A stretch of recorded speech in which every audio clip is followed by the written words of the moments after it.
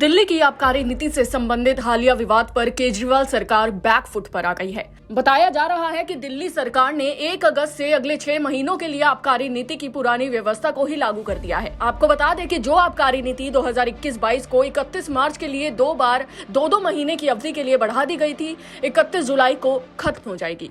आबकारी विभाग अभी भी आबकारी नीति 2022-23 पर काम कर रहा है, जो अन्य बातों के अलावा दिल्ली में शराब की होम डिलीवरी की सिफारिश करता है। अधिकारियों के मुताबिक ड्राफ्ट की गई नीति को उपराज्यपाल वी.के. सक्सेना को उनकी मंजूरी के लिए भेजा जाना बाकी है। आबकारी विभाग के अधिकारियों के मुताबिक डिप्टी सीएम मनीष सिसोदिया, जिनके पास उत्पाद शुल्क विभाग भी है, उन्होंने गुरुवार को विभाग को नई नीति आने तक 6 महीने की अवधि के लिए आबकारी नीति की पुरानी व्यवस्था को वापस करने का निर्देश दिया है। केजरीवाल सरकार ने पिछले साल अपनी नई आबकारी नीति लागू की थी, जिसके तहत निजी संचालकों को ओपन टेंडर से खुदरा शराब बिक्री के लाइसेंस जारी किए गए थे।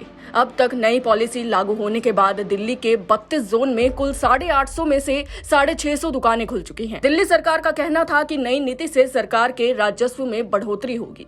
उधर एलजी वी.के. सक्सेना ने मुख्य सचिव की रिपोर्ट के बाद सीबीआई जांच की सिफारिश की है। इस रिपोर्ट में कहा गया है कि नई एक्साइज पॉलिसी में नियमों की अनदेखी कर टेंडर दिए गए।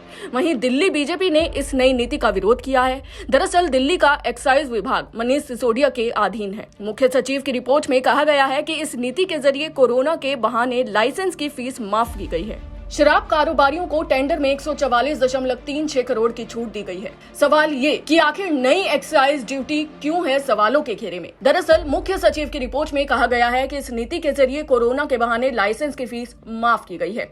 रिश्वत के बदले शराब कारोबारियों को लाभ पहुंचाया गया है। आरोप है कि नई आबकारी नीति के तहत उठाए गए कदमों से राजस्व को भारी नुकसान पहुंचा है और ये नई नीति शराब कारोबारियों को लाभ पहुंचाने के उद्देश्य से लाई गई है।